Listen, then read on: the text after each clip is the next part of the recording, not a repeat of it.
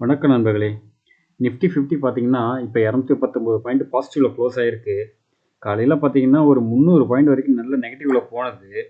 அதுக்கப்புறம் பார்த்தீங்கன்னா, ஒரு 12 மணிக்கு மேல ஒரு ரெக்கவரி ஆக ஆரம்பிச்சுச்சு. நியர்பை ஒரு 11:00 மேலேயே ஒரு ரெக்கவரி ஆச்சு. அதுக்கப்புறம் பார்த்தீங்கன்னா, நல்ல ஒரு புல் ட்ரெண்டு. ஒரு 50 பாயிண்ட், 100 பாயிண்ட் பாசிட்டிவ் இருந்தது. கடைசியில பார்த்தா 219 பாயிண்ட் பாசிட்டிவ் நல்லாவே க்ளோஸ் ஆயிருக்கு. கேண்டில்லையும் பார்த்தீங்கன்னா, நல்ல ஒரு புல்லிஷ் கேண்டில் இன்னைக்கு போட்டிருக்கு. நீங்களே பாருங்க, நல்ல ஒரு டவுன் ஃபால்ல போனது. ஓகே. இதுக்கப்புறம் கீழ தான் போகுது அப்படின்னு எல்லாம் எதிர்பார்த்துருந்தாங்க. கடைசியில பார்த்தா மேல ஏறிட்டாங்க. ஒரேடியா அடிச்சு ஏத்தி வச்சிருக்காங்க. அது என்ன காரணம்னு பார்க்கும்போது, இன்னைக்கு எஃப்ஐ வந்து பார்த்தீங்கன்னா, இன்னைக்கு பையிங் சைடு வந்திருக்காங்க. எஃப்ஐ மட்டும் பார்த்தீங்கன்னா, கிட்டத்தட்ட 2335 கோடிக்கு பை பண்ணியிருக்காங்க. டிஐ பார்த்தீங்கன்னா, அதுக்கு ஆப்போசிட்டா இன்னைக்கு சேல் பண்ணிட்டாங்க. 732 கோடிக்கு சேல் பண்ணி வச்சிருக்காங்க. ஸோ இது ஒரு இது. 2வது பார்த்தீங்கன்னா, சென்செக்ஸும் நல்லா இன்னைக்கு ஒரு புல்ல போல போயிருக்கு. நிஃப்டி பேங்க்கு, ஐடி, ஆட்டோ, எனர்ஜி, பிரைவேட் பேங்க்கு, எஃப்எம்சிஜி செக்டர்னு சொல்லி எல்லாமே ஒரு நல்ல ஒரு பாசிட்டிவ்ல தான் போய் க்ளோஸ் பண்ணியிருக்காங்க. எஃப்எம்சிஜி பார்த்தீங்கன்னா 722 பாயிண்ட் பாசிட்டிவ்ல க்ளோஸ் ஆயிருக்கு. ஐடிசி, இந்துஸ்தான் லிவர், டாடா கன்சியூமர்னு பார்த்தீங்கன்னா நல்லாவே ஒரு இன்னைக்கு ஒரு புல் ட்ரெண்ட் போயிருக்கு. நியர்பை 1% மேலே எல்லாமே பாசிட்டிவ்ல க்ளோஸ் ஆயிருக்கு. ஃபார்மா செக்டர் பார்த்தீங்கன்னா ஒரு 71 பாயிண்ட் நெகட்டிவ்ல க்ளோஸ் ஆயிருக்கு. அதில் உள்ள ஸ்டாக்ஸ் எல்லாம் அந்தளவுக்கு ஒரு மூவ்மெண்ட் பண்ணல இன்னைக்கு. நிஃப்டி பேங்க்லேயும் பார்த்தீங்கன்னா பெரிய அளவுக்கு ஒன்றும் பண்ணல. ஏன்னா அந்த ஹெச்டிஎஃப்சி பேங்க் பார்த்தீங்கன்னா ஒரு பெரிய அளவுக்கு மூவ்மெண்ட்டே இல்லை இன்னைக்கு. ஒரு நார்மலான மூவ்மெண்ட் தான் பண்ணியிருக்கு. அதில் வந்து பார்த்தீங்கன்னா டாப் கெய்னராக இருக்கிறது வந்து பார்த்தீங்கன்னா ஐசிஐசியும் கோட்டக் தான் நல்ல ஒரு டாப் கெய்னராக வந்திருக்காங்க. இல்லை நிஃப்டி இந்துஸ்தான் பேங்க் பார்த்தீங்கன்னா கிட்டத்தட்ட 1% மேலே நல்லாவே டவுனில் க்ளோஸ் ஆகிருக்கு. காலையில் பார்த்தீங்கன்னா ஏஇ ஸ்மால் ஃபைனான்ஸ் பேங்க்கு, ஆக்சிஸ் பேங்க் எல்லாமே பார்த்தீங்கன்னா 1% மேலே நெகட்டிவ்ல இருந்துச்சு. ஃபைனலாக க்ளோஸ் ஆகும்போது பார்த்தீங்கன்னா ஆக்சிஸ் பேங்க் ஒரு பாசிட்டிவ்ல க்ளோஸ் ஆயிருக்கு. 0.5% பாசிட்டிவ்ல க்ளோஸ் ஆயிருக்கு. பட் ஆனால் ஏஇ ஸ்மால் ஃபைனான்ஸ் பேங்க்கும் இந்துஸ்தான் பேங்க்கும் பார்த்தீங்கன்னா நெகட்டிவ்ல தான் க்ளோஸ் ஆயிருக்கு. அது என்ன காரணம்னு பார்க்கும்போது இந்துஸ்தான் பேங்க்கு, ஏஇ ஸ்மால் ஃபைனான்ஸ் பேங்க்கு, ஆக்சிஸ் பேங்க் இந்த 3 பேங்க்குக்கும் யூபிஎஸ்ங்கிற புரோக்கரேஜ் வந்து பார்த்தீங்கன்னா சேல் ரேட்டிங் கொடுத்துருக்காங்க. ஸோ அந்த ஒரு நியூஸ் இம்பாக்ட்னால மார்னிங்கில் நல்லாவே இறங்கிடுச்சு. 1% மேலேயே 3 பேங்க் நல்லா இறங்கியிருந்தது. அதுக்கப்புறம் பார்த்தீங்கன்னா ரெக்கவரி ஆகி கடைசியில் நல்ல ஒரு பாசிட்டிவ்ல ஆக்சிஸ் பேங்க்கும் க்ளோஸ் ஆயிருக்கு. மற்ற 2 பேங்க்கும் அந்தளவுக்கு க்ளோஸ் ஆகலை. ஸோ பொறுத்திருந்து பார்க்கலாம். இந்துஸ்தான் பேங்க் பார்த்தீங்கன்னா இன்னும் ஒரு பையிங் ரேஞ்சு வரத்துக்கு இருக்குது. இது 2023 லோவை வந்து தொட்டுக்கிட்டு இருக்குது. இன்னும் ஒரு 800 700 வரும்போது இதை ஸ்ட்ராங்காக நீங்கள் பை பண்ண ஆரம்பிக்கலாம். இது ரெக்கமெண்டேஷன் கிடையாது. பேங்க் வந்து ஆல்ரெடி 52 வீக்ல லோவில் இருக்குது. ஸோ ஆல்மோஸ்ட் பார்த்தீங்கன்னா ஒரு 50% கரெக்ஷனில் இருக்குது. ஸோ இந்த ஸ்டாக்ஸ் எல்லாம் நீங்கள் கன்சிடர் பண்ணலாம். அடுத்ததாக பார்த்தீங்கன்னா பிஎஃப் இருக்கிற எம்ப்ளாயிஸுக்கு எல்லாமே ஒரு குட் நியூஸாக வந்திருக்கு. இப்போ நம்ம வந்து பிஎஃப் அமௌண்ட்டை வந்து நம்ம ஆன்லைனில் அப்ளை பண்ணி அது நம்ம பேங்க்கில் கிரெடிட் ஆகிற மாதிரி தான் ஒரு ஆப்ஷன் இருந்தது.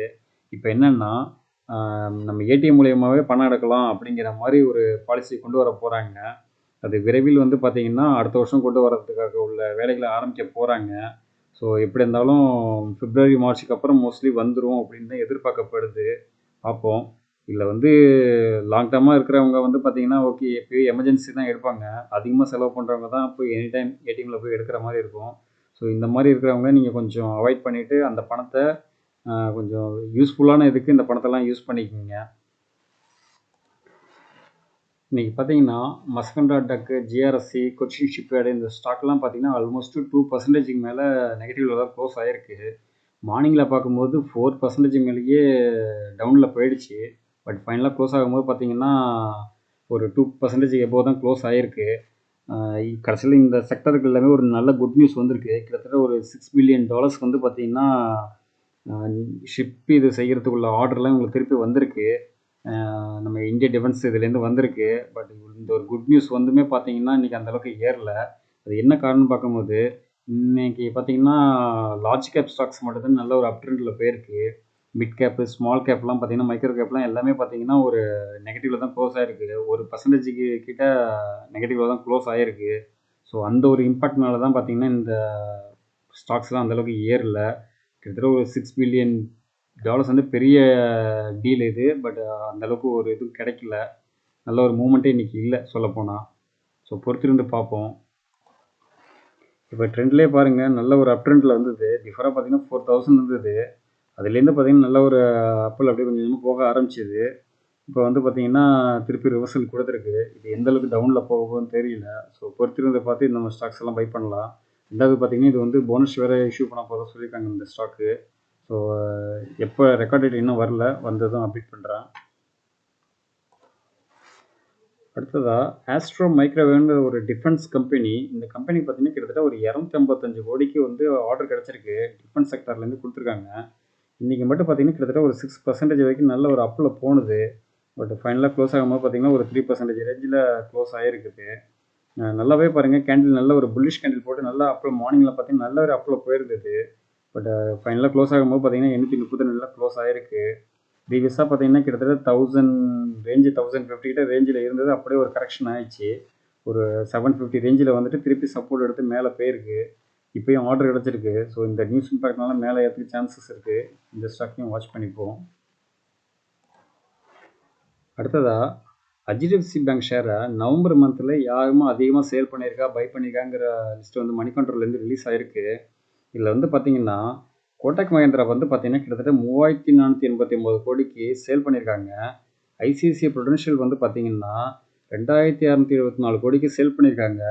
இதில் ஒரு பெரிய விஷயம் என்னென்னா HDFC ஏஎம்சி பார்த்தீங்கன்னா அவங்களோட ஷேரையே அவங்களே விற்றுருக்காங்க. கிட்டத்தட்ட 1073 கோடிக்கு விற்றுருக்காங்க. இது எந்த அளவுக்கு இதாக இருக்குன்னு நீங்களே பார்த்துக்குங்க. அவங்களோடதே அவங்களே விற்றுக்கிறாங்க. அடுத்ததாக வந்து பார்த்திங்கன்னா ஆதித்யா பிர்லா லைஃபு, யூடிஐ அப்படின்னு டாட்டா எல்லாருமே பார்த்திங்கன்னா ஒரு ஆவரேஜாக அப்படியே ஸ்லோவாக விற்றுக்கிட்டே வந்துகிட்டே இருக்காங்க. இதில் அதிகமாக பை பண்ணியிருக்கு யாருன்னு பார்த்தீங்கன்னா HSBC தான் பை பண்ணியிருக்காங்க. கிட்டத்தட்ட ஒரு 243 கோடிக்கு பை பண்ணியிருக்காங்க. ஜேஎம் ஃபினான்ஷியல் வந்து பார்த்திங்கன்னா 63 கோடிக்கும், பரோடா பிஎன்பி பாரிஸ் அது வந்து 57 கோடிக்கு, யூனியன் பேங்க் இதெல்லாம் பார்த்திங்கன்னா ஒரு 38 கோடிக்கு பை பண்ணியிருக்காங்க. மோஸ்ட்லி பார்த்திங்கன்னா ஃபாரின் இன்ஸ்டியூஷன் எல்லாமே கொஞ்சம் பை பண்ணிகிட்டே இருக்கிறாங்க. நம்ம ஆளுங்க என்னென்னா இப்போ டிஐ வந்து விற்றுக்கிட்டு இருக்காங்க. ஸோ இந்த ஸ்டாக்ஸ் வந்து பார்த்திங்கன்னா ஆல்ரெடி ஆல் டைம் ஹையில் தான் இருக்குது. ஸோ வெயிட் பண்ணி பார்த்துட்டு இதெல்லாம் பை பண்ணி ட்ரெண்ட்லேயே பாருங்கள், இன்றைக்கி ஒரு நல்ல ஒரு புல்லிஷ் கேண்டில் தான் போட்டிருக்கு. ஆல் டைம் எகெயின் பிரேக் பண்ணுறதுக்கு உள்ள இதுக்கு போயிட்டுருக்கு. கிட்டத்தட்ட இன்றைக்கி ஒரு 0.6% அப்பில் தான் க்ளோஸ் ஆகிருக்கு. கேண்டிலும் புல்லிஷ் கேண்டில் தான் இருக்குது. எகெயின் பவுன்ஸ் பேக் ஆகி போகும். அனலிஸ்ட் எல்லாமே சொன்ன மாதிரி ஒரு 2000 ரீச் ஆகுது சான்சஸ் இருக்குது. ஸோ வெயிட் பண்ணி பார்ப்போம் இந்த ஸ்டாக் எந்த அளவுக்கு மூவ்மெண்ட் ஆகுதுங்கிறத. ஜொமேட்டோ ஷேர்லேருந்து ஒரு அப்டேட்டு. ஜொமேட்டோ ஷேர் பார்த்தீங்கன்னா லாஸ்ட்டு ஒரு 5 டேஸில் வந்து பார்த்தீங்கன்னா ஒரு 5% வரைக்கும் டவுனில் ஆகி போயிருக்கு.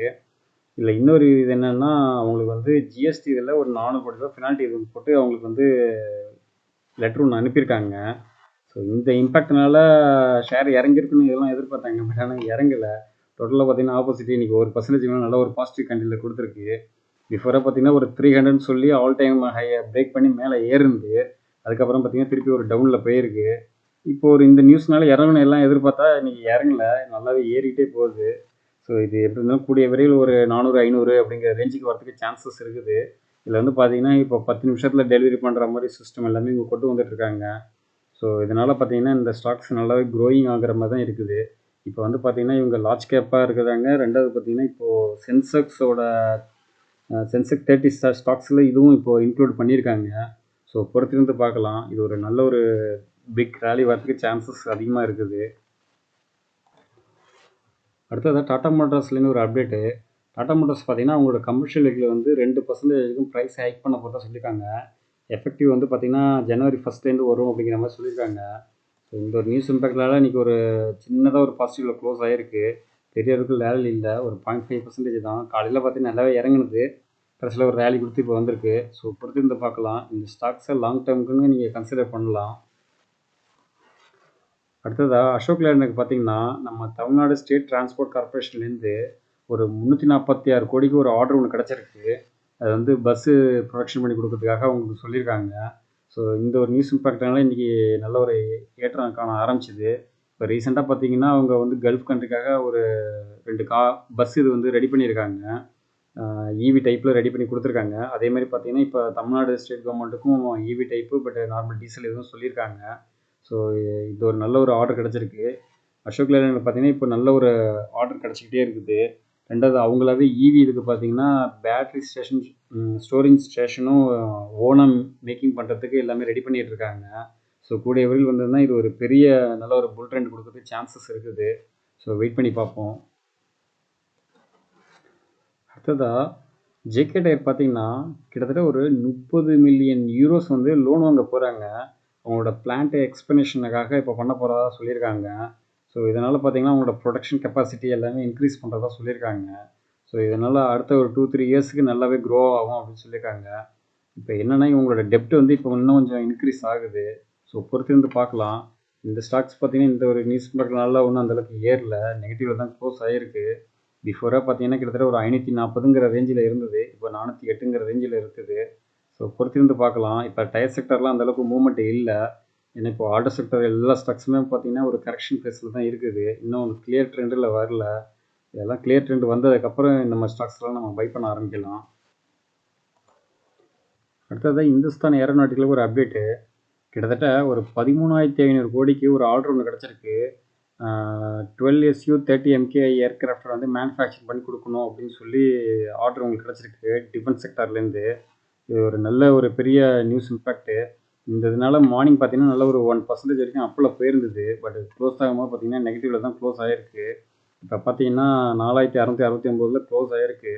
ப்ரீவியஸாக பார்த்தீங்கன்னா 5,600 வரைக்கும் நல்ல ஒரு அப் ட்ரெண்டில் போயிட்டு அதுக்கப்புறம் பார்த்தீங்கன்னா ஒரு 4,000 வந்துருச்சு. இப்போ அதுலேருந்து பார்த்தீங்கன்னா இப்போ திருப்பி கொஞ்சமாக இப்போ ஏற ஆரம்பிக்குது.